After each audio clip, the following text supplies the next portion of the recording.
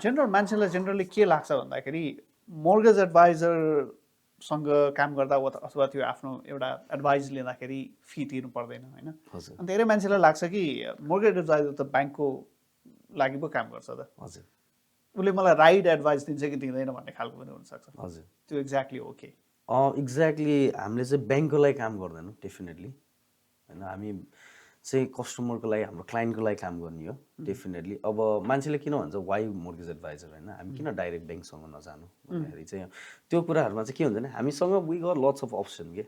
जस्तो मानौँ 10जना मिलेर ढुकुटी खेलिरहेको छ, म प्रपर्टी किन्छु भन्दाखेरि त्यो 10,000 त्यहाँनिर काउन्ट गरेर गरेको छ भने त्यो कुन चाहिँ लिमिटमा कति पैसालाई हामीले कुन सोर्सबाट कसरी देखाउन मिल्छ यदि त्यस्तो छ भने? मतलब भनौँ न फर इक्जाम्पल कोही साथीहरू मिल्ने साथीहरू कसैले 2-4 हज़ार सपोर्ट गरेर पनि म 5% अथवा 10% पुऱ्याएर घर किन्छु भन्ने सोचाइमा हुनुहुन्छ भने? हजुर त्यो चाहिँ अब कस्तो हुन्छ भने ब्याङ्कले चाहिँ फ्रेन्ड्स सर्कलबाट एक्सेप्ट गर्दैन हजुर गिफ्ट मनीहरू भनेको। It should be within your family होइन।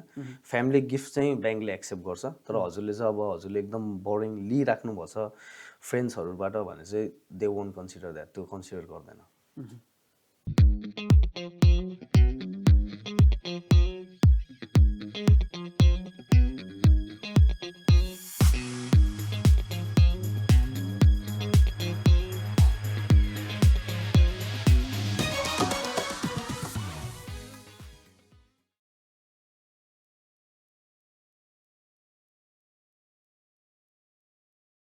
नमस्कार, वाइ माइन्ड्सको प्रस्तुति यो पोडकास्ट सिरिजको हामी अर्को श्रृङ्खलामा छौँ। तपाईँ यदि न्युजिल्यान्डमा बसोबास गर्दै हुनुहुन्छ भने तपाईँको लागि खास हुनसक्छ यो एपिसोड। र यदि तपाईँ न्युजिल्यान्ड बाहिरबाट हेर्दै हुनुहुन्छ, नेपाल अथवा विश्वका अरू कुनै देशबाट पनि न्युजिल्यान्डलाई कर्मथलो बनाउने सोचाइमा हुनुहुन्छ भने तपाईँको लागि पनि सूचनाप्रद हुनसक्छ यो आजको एपिसोड। आज हामीसँग हुनुहुन्छ दुर्गेश अधिकारी, मोर्गेज ब्रोकर। उहाँ चाहिँ बेटर चोइस होम लोन सँग आबद्ध हुनुहुन्छ। आज हामी कुराकानी गर्नेछौँ यदि तपाईँ अलरेडी न्युजिल्यान्डमा हुनुहुन्छ, तपाईँ आफ्नो प्रपर्टी ल्याडरमा गइसक्नु भएको छ, यदि तपाईँ मोर्गेज तपाईँको रिन्यू गर्ने फेज आइसकेको छ वा घर किन्ने तयारीमा हुनुहुन्छ र तपाईँलाई चाहिएको छ सही सल्लाह सुझाव जसले चाहिँ तपाईँको प्रपर्टीमा तपाईँको इन्भेस्टमेन्ट राइट ठाउँमा जाओस्, त्यो छ भने आज हामी यो विषयमा खुलेर कुराकानी गर्नेछौँ। अहिलेको अवस्था के छ, यदि तपाईँ मोर्गेज रिन्युअलको फेजमा हुनुहुन्छ भने तपाईँ कति टर्ममा गर्दाखेरि बेस्ट हुनसक्छ, केही टिप्सहरू हामी दिनेछौँ। र तपाईँ यदि डिटेलमा चाहिँ आफ्नो एसेसमेन्ट गर्न चाहनुहुन्छ, प्रपर्टी ल्याडरमा जान चाहनुहुन्छ भने तपाईँ दुर्गेश अधिकारीलाई सम्पर्क पनि गर्न सक्नुहुन्छ। दुर्गेश, यहाँलाई स्वागत छ। नमस्ते दाइ, thank you so much for coming here and giving me opportunity to say something to us the mortgage. अब अहिले न्युजिल्यान्डको प्रपर्टी मार्केट हुन त वर्ल्ड वाइड नै त्यो भयो, एउटा टर्मोइलको फेजबाट गइसक्यो होइन। अहिलेको कन्टेक्स्टलाई चाहिँ एउटा मोर्गेज एडभाइजरको आँखाबाट हेर्दाखेरि चाहिँ के छ अहिलेको कन्टेक्स्ट? दाइ म पहिलो कुरा के भन्न चाहन्छु भने चाहिँ फर्स्ट थिङ म के भन्छु भने चाहिँ when is the best time to buy a house. जसले पनि क्वेसन गर्छ नि हजुरलाई, क्वेसन गर्दाखेरि चाहिँ डेफिनेटली अब हजुरलाई मैले क्वेसन गरेँ भने 5 years ब्याक आजको दिनमा, किनभने 5 years ब्याक हजुरले हेर्नुहुन्छ भने 550मा इजी हाउस, न्यू हाउस। त्योभन्दा अगाडि हजुरले त्यो टाइममा हजुरले सोध्नु भएको भए 350 इजी ब्रान्ड न्यू हाउस। अब अहिलेको टाइममा त्यही हजुरको ग्रोथ हुँदै जान्छ, बढ्दै जान्छ। अहिलेको टाइममा म के भन्छु भने right now if you are ready go for it. हजुर सोच्दै हुनुहुन्छ कि म रेडी छु छैन होइन, त्यसको लागि चाहिँ हामीले एसेसमेन्ट गर्नुपर्छ डेफिनेटली होइन। कन्ट्याक्ट गर्नुभयो, मसँग आउनुभयो, मलाई सोध्नुभयो भने डेफिनेटली म गाइडेन्स दिनेछु, टिप्स दिनेछु। रेडी हुनुहुन्छ हुनुहुन्न, कहिले हुनुहुन्छ, कहिलेबाट स्टार्ट गर्न सकिन्छ, धेरै कुराहरू हुन्छ। अनि हाम्रो मेन कन्सर्न के हुन्छ भने चाहिँ अब हाम्रो चाहिँ अब डिपोजिट मैले एनफ छ कि छैन, मसित एनफ डिपोजिट छैन, म अहिले जान्न, म पछि आउँछु भन्ने पनि मान्छेलाई सोच हुन्छ। मेरो ब्याड क्रेडिट हिस्ट्री छ कि, म धेरै सपिङ गर्छु, म धेरै खर्च गर्छु, खर्च हाल्छु मसित होइन, मेरो स्टेटमेन्ट एकदम नराम्रो छ, मेरो लोन हुँदैन कि। त्यस्तो केही पनि हुँदैन ब्याङ्कको। अभियसली ब्याङ्कले त्यस्तो कुरा केही पनि हुँदैन। ब्याङ्कले हजुरलाई हजुरको लाइफ जिउनु भनेर छोडिदिया हुन्छ। एक्सपेन्स हुन्छ हजुरको एभ्री डे। हजुरको प्रिभियस विक हजुरको 10,000को खर्च होला, ब्याङ्कले तपाईँ किन खर्च गरिस् भनेर क्वेसन गर्दैन होइन। हजुरको लाइफ जिउने हो, तर आफ्टर मोर्गेज द सिनारियो गर्न बी डिफ्रेन्ट होइन हजुरको एक्सपेन्स डिफ्रेन्स हुन्छ, हजुरको खर्च डिफ्रेन्स हुन्छ किनकि मोर्गेज अन द टप आउँछ नि त हजुरको माइन्डमा। एक्ज्याक्टली यो पोइन्टबाट हेर्दाखेरि त ब्याङ्क पनि आफैमा ओनर हो नि त्यो प्रपर्टीको त होइन, मेजोरिटी अफ द ओनरसिप त ब्याङ्कसँगै हुन्छ। हो डेफिनेटली कि हामीले अब कति नै हाल्छौँ हामी 5%, 15, 10%, 20%, rest amount will come from the bank.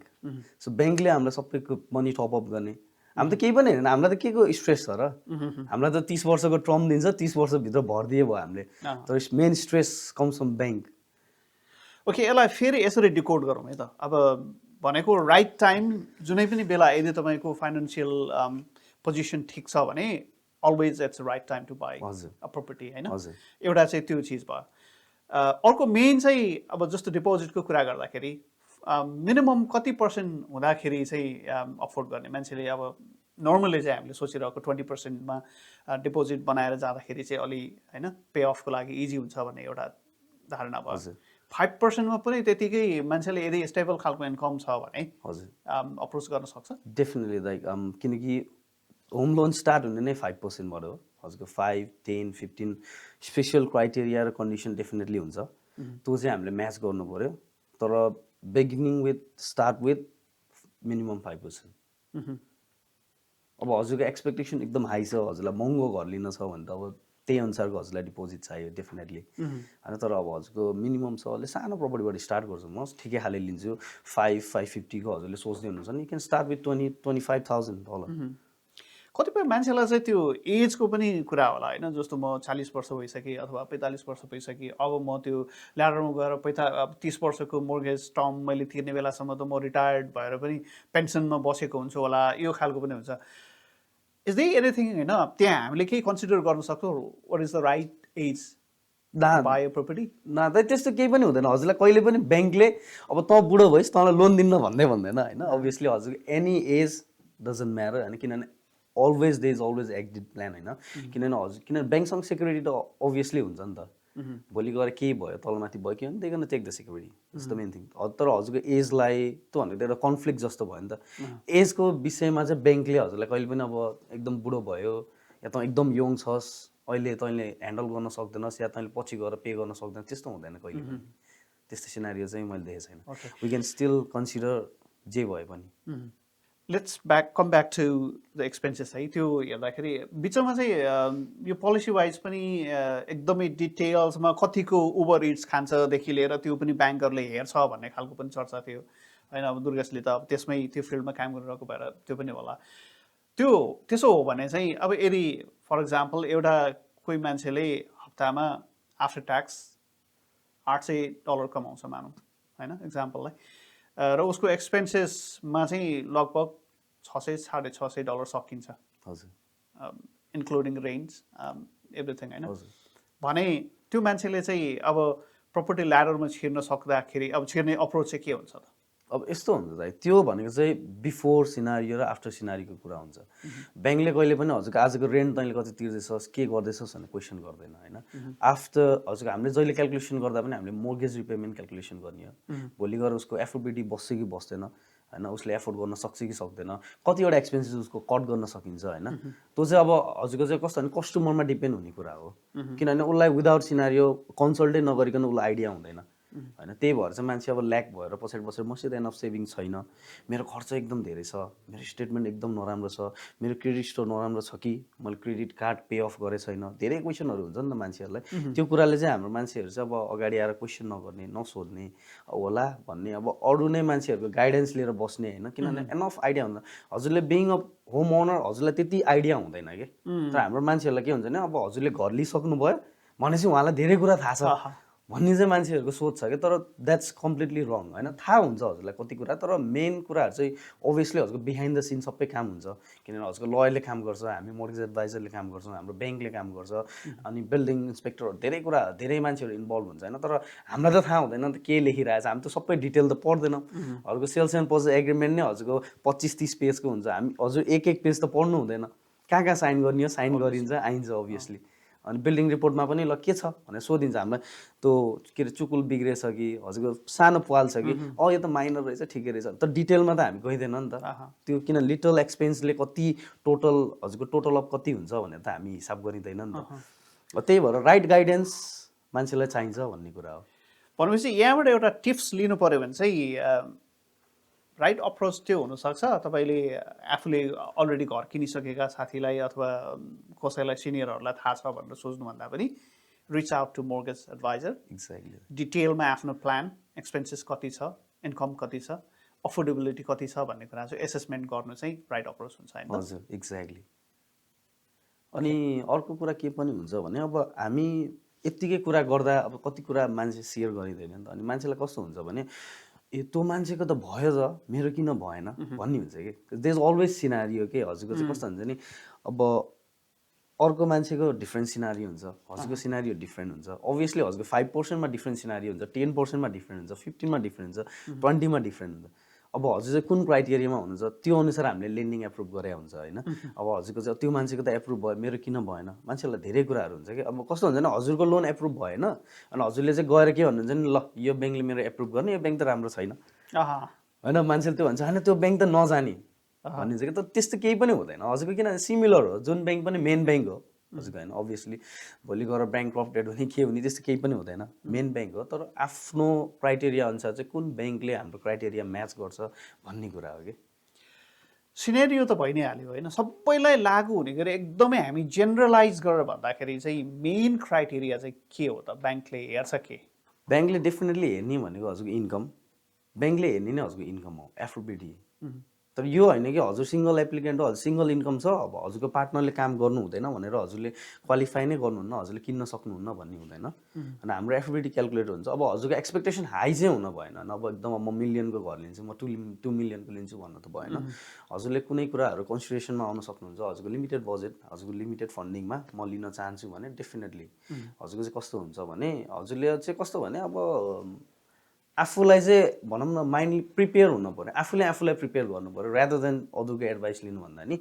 आफू चाहिँ एक्चुअली म राइट पर्सनसँग कन्ट्याक्ट गर्छु, सोध्छु, कन्सल्ट गर्छु, अनि के हुन्छ भने बल्ल हुन्छ। किनभने अब मैले आएर हजुरसँग, अब मलाई त थाहा छ र मलाई थाहा हुने, तर मलाई थाहा थिएन र म हजुरसँग गएँ भने त हजुरले सबै कुरा मलाई एक्सप्लेन गर्न सक्नु हुँदैन नि त होइन। लिमिटेड कुरा हुन्छ। हजुरको बेलामा के थियो, टेस्टिङ रेट के थियो, ब्याङ्कले रेट्स कुन दिइरहेको थियो, कसरी हजुरको लोन एप्रुभ भयो, र त्यो मान्छेलाई आजको दिनमा कसरी क्यालकुलेसन गर्छ ब्याङ्कले, के रेट छ, कसरी म्याच गर्छ, कतिको हुन्छ भने त त्यो म्याच गर्दैन नि त आजको दिनमा। अब अर्को एङ्गलबाट यसरी कुरा गरौँ, न्युजिल्यान्डमा पछिल्लो पटक धेरै यङ जेनेरेसन भनौँ न स्टुडेन्ट पढ्नको लागि आउने अनि यतैतिर सेटल हुने, त्यो एउटा करियर खोज्ने, ग्रोथ खोज्ने सङ्ख्या पनि धेरै ठुलो छ होइन। त्यो हेर्दाखेरि अब म चाहिँ प्रपर्टी मार्केटमा छिर्छु, मेरो आफ्नो होइन ओनरसिपमा जान्छु भने जेनरली एकदमै जेनरली भन्दाखेरि कति समयको चाहिँ तयारी गर्नुपर्छ सेभिङको लागि वा अथवा अरू कुराहरूलाई? त्यसको लागि अभियसली मैले हजुरलाई भने, हजुरले अहिले सोच्दै हुनुहुन्छ भनेपछि हजुरसित केही न केही त छ नि त। हजुर त्यतिकै त सोच्दै हुनुहुन्न नि त, ल आजको दिनमा हजुरसित सेभिङ पनि छैन, हजुरसित इन्कम पनि राम्रो छैन, हजुरको अब भनौँ न केही पार्टनर पनि छैन, एटलिस्ट हजुरहरू कपल हुनुहुन्छ, दुईजनाले अन गर्दै हुनुहुन्छ, अनि हामी इलिजिबल छौँ कि भनेर कन्सल्ट गरेको राम्रो। सिम्पल वे भनेको चाहिँ talk to the right person, consult गर्नुहोस्, सबभन्दा बेस्ट थिङ। हजुरलाई चाहिँ अब अहिले अब हजुरले एउटाको इक्जाम्पल दिएर मैले उसको त्यत्तिकै त अब भन्न सक्दिनँ नि त। ऊ मान्छे आएर मसित कुरा गरेपछि त I can explain him everything कि के हुँदैछ, कस्तो छ, के छ, सबै कुरा त्यसपछि बल्ल जान सकिन्छ। तर राइट वे भनेको चाहिँ कन्सल्ट गरेको राइट थिङ। हजुरले अब क्वेसन गर्नु र सोच्नु भनेको नै हजुरसित केही न केही त छ नि त, कि you got a good saving or you got a good income अनि हजुरलाई कतै न कतै कुनै कुराले हजुरलाई छोएको होला, कोहीजना डिस्कस गर्दाखेरि हजुरले सुन्नुभयो होला, अब मेरो त यति सेभिङ थियो अनि म गएको मेरो भयो होइन, मेरो त इन्कम यतिको थियो म हुन्छ कि भनेर गएको मेरो त भयो। कुनै न कुनै कुराले त अब छोएको हुन्छ नि त, हामी नि छौँ कि इलिजिबल के छ भनेर। नयाँ पर्सन आउनुभन्दा पनि they have to be residence, definitely residency त हुन पऱ्यो होइन। अब एकजनाको भयो भने रेसिडेन्स हुनु पऱ्यो, वान अफ द एप्लिकेसनको चाहिँ रेसिडेन्स हुनै पऱ्यो, आइदर पार्टनर वर्क भिजा होस् जे होस्, we can still do it. तर कस्तो भने first criteria the residence of New Zealand, simple easy. अब मानौँ यसरी भनौँ म घर किन्छु भन्ने दिमागमा पनि आएको छैन, तर मलाई पनि घर चाहिन्छ भन्ने चाहिँ छ भनौँ न, भर्खर आएको एउटा फर इक्जाम्पल एउटा सिनेरियोलाई क्रिएट गरौँ। कोही एकजना स्टुडेन्ट आयो, पढ्यो होइन, उसले काम पनि पायो, रेसिडेन्सी पनि अप्रुभ भयो, तर उसले चाहिँ म घर हेर्छु भन्ने खालको दिमागमा आइसकेको छैन। हजुर, अब उसको फर्स्ट स्टेप चाहिँ के हुन्छ त्यो केही टिप्सहरू जो युजफुल हुनसक्छ म 2 वर्षमा चाहिँ मैले पनि किन्न सक्छु होला भन्ने त्यो प्रिपरेसन एउटा लेम्यानले चाहिँ बुझ्दाखेरि फर्स्ट थिङ त्यही हो कि एक्ज्याक्टली सेम थिङ अब राइट पर्सनसँग कन्सल्ट गर्ने सिम्पल एज इजी किनभने अब हजुर प्रिपेयर हुनुभयो मलाई त थाहा हुँदैन हजुर के हिसाबले प्रिपेयर गर्दै हुनुहुन्छ आफूलाई होइन हजुरले मैले त्यही भने नि हजुर हाम्रो कस्तो हुन्छ मलाई धेरै क्वेसन आउने चाहिँ त्यही हो हजुरको चाहिँ मेरो ब्याङ्क स्टेटमेन्ट नराम्रो छ मेरो खर्च एकदम धेरै छ होइन त्यसले म्याटरै गर्दैन कि यो कुराहरूले चाहिँ अब म कस्तो हुन्छ भने अब म 3 महिना चाहिँ धेरैलाई चाहिँ त्यही रहेछ कि 3 मन्थ मेरो ब्याङ्क स्टेटमेन्ट एकदम राम्रो बनायो भने चाहिँ म चाहिँ क्वालिफाई हुन सक्छु त त्यो केही पनि हुँदैन हजुरको त्यस्तो केही पनि हुँदैन हजुर आज हजुरले सोच्दै हुनुहुन्छ भने कन्सल्ट गर्नु बुझ्नु एन्ड वी क्यान एक्सप्लेन किनभने मैले नहेरी त मैले त्यत्तिकै त भन्न मिल्दैन तर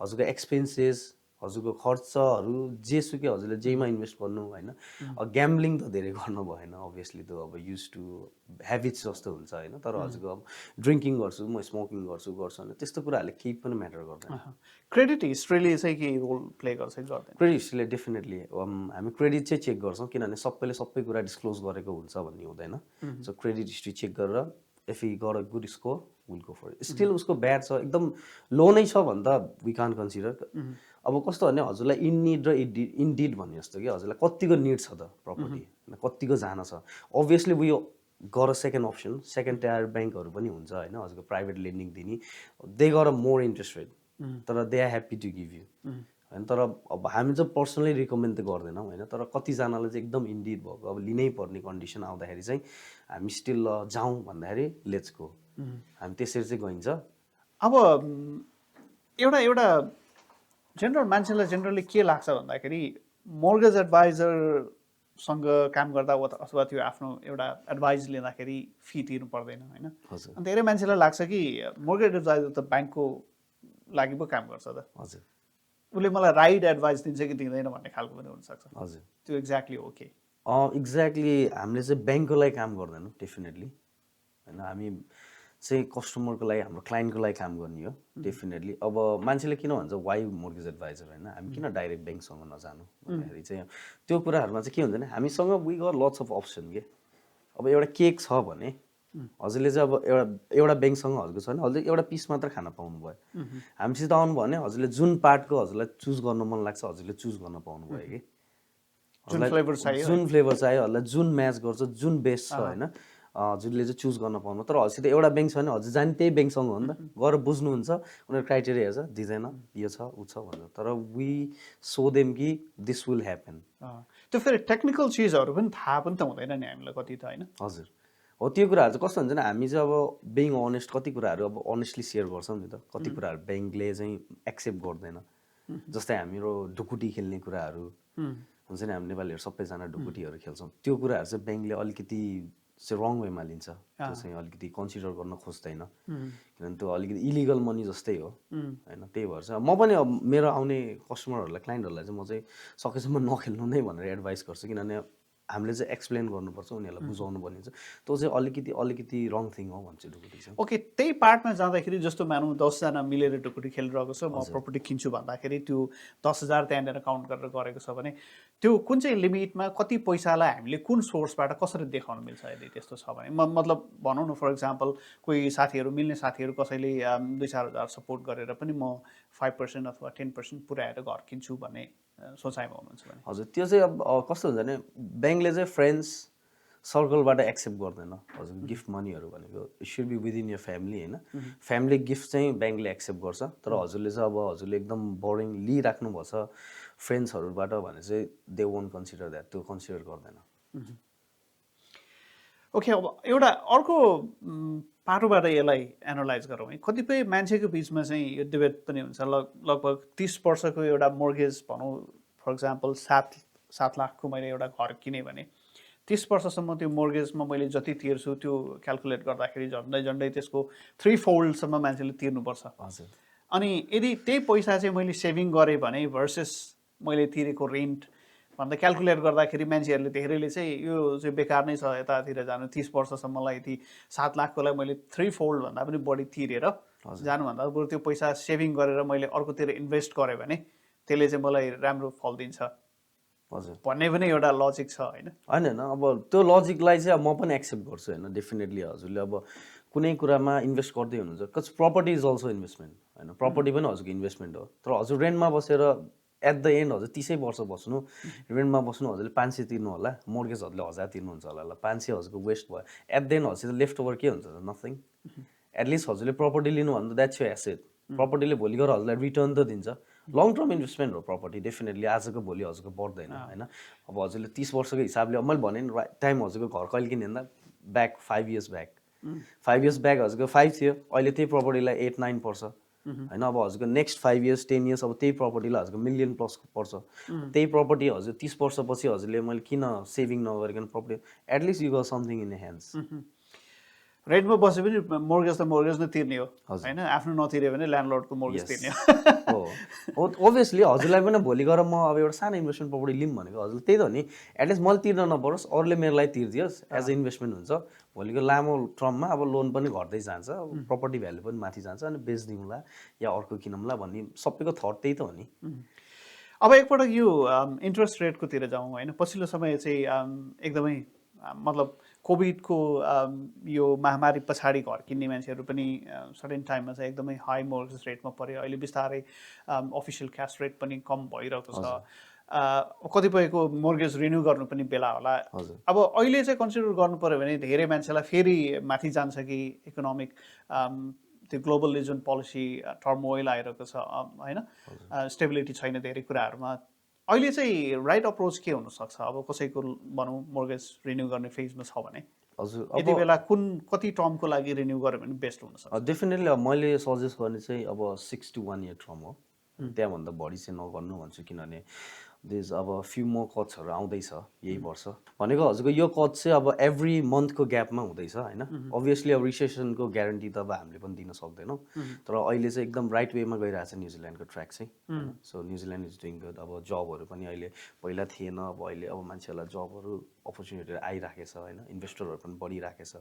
न्युजिल्यान्डमा सो बेटर हुँदैछ सो त्यही भएर चाहिँ मैले चाहिँ के भन्छ भने अब 2 years टर्ममा फिक्स गरेर किनभने मलाई अस्ति भर्खरै हाम्रो इन्ट्रेस्ट रेट 4.99 मा 2 yearsको हुँदाखेरि चाहिँ मलाई धेरैजनाले फोन गर्नुभयो कि म चाहिँ 2 yearsलाई फिक्स गरिदिन्छु 4.99 मा भन्नुभयो अनि 1 yearको थियो हजुरको 5.15 जस्ट हजुरको 0.16 को डिफ्रेन्स छ होइन मैले भने होइन 0.16 घट्न टाइम लाग्दैन हजुरहरूले भोलि गएर फेरि भोलिकै दिनमा घट्यो भने चाहिँ ल अझै हाम्रो 2 years छ किन ब्रेकडाउन फी ब्याङ्कले त ब्रेकडाउन फी चार्ज गर्छ हजुरलाई 7-8,000 होइन त्यो more than that as well होइन त्यो त भन्न सकिँदैन तर कस्तो भने अब त्यसकै लगतै हजुरको 3 weeks पछि चाहिँ 2 yearsको लागि 1 yearsको लागि पनि 4.99 भयो अनि त्यसपछि मलाई फोन गर्न अब कतिजनाले मलाई फोन गरेर भन्नुभयो बेकार मैले फिक्स गरेको छु 2 years मा हेर्नु त भाइ हजुरले भन्नुभएको थियो नि 1 yearsको लागि अब त्यस्तो हुन्छ क्या त्यही भएर अहिले चाहिँ अब राम्रो राइट वेमा गइरहेछ सबै कुरा राइट छ कट्सहरू आउँछ भन्ने छ एउटा टार्गेटेड इन्ट्रेस्ट रेट छ ब्याङ्कको होइन अब त्यो होपफुली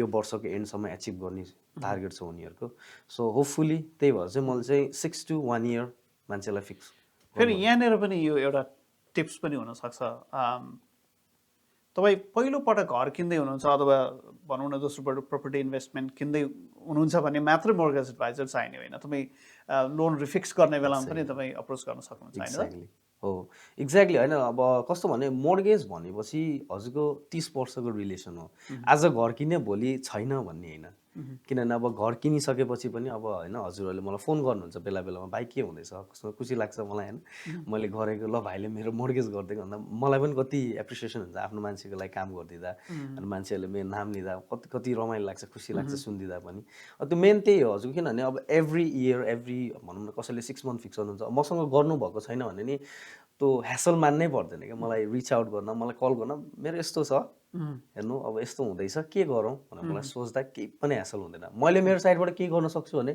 डेफिनेटली म गरिदिन्छु होइन अब मेरो साइडबाट हुँदैन भने at least I will give them guidance होइन हजुरको अब जतिसम्म म फिड गर्न सक्छु I will definitely do it अब यही कुरालाई हेर्दाखेरि जस्तो दुर्गेश त क्राइस्टचर्चमा बेस्ड हुनुहुन्छ होइन अब यदि हामीलाई अकल्यान्डबाट थोरङ्गाबाट अथवा साउथबाट कहीँबाट हेर्दै हुनुहुन्छ भने उहाँहरूलाई चाहिँ यो भर्चुअली काम गर्न सजिलो हुन्छ कि हुँदैन, त्यसले केही बेरियर्स क्रिएट गर्छ कि गर्दैन? इट्स वे इजी होइन। अब यहीँ काम गर्दा पनि मैले गर्ने भनेको म एक्चुअली पर्सनली भेट्छु, डिस्कस गर्छु। आफ्टर द्याट मैले पनि भेट्दिनँ होला सायद होइन, एन्डतिर भेट्छु, घर लिइसकेपछि भेट्छु होइन।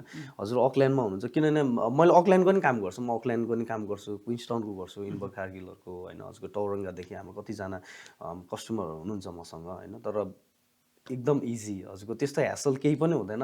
म होइन भिडियो कलमा कुरा हुन्छ, सबै कुरा म आफै नै बसेर मजाले एक्सप्लेन गर्छु हजुरको होइन। अब त्यसपछि अब के गर्नुपर्छ स्टेप बाई स्टेप, लयर चाहिन्छ के चाहिन्छ, एभ्री स्टेपमा चाहिँ म चाहिँ अब रिच आउट गर्छु म होइन। हेल्प गर्न सक्ने मलाई थाहा भएको मेरो नेटवर्कमा भएको मान्छेलाई म आफैले नै कन्ट्याक्ट गरेर म गर्छु।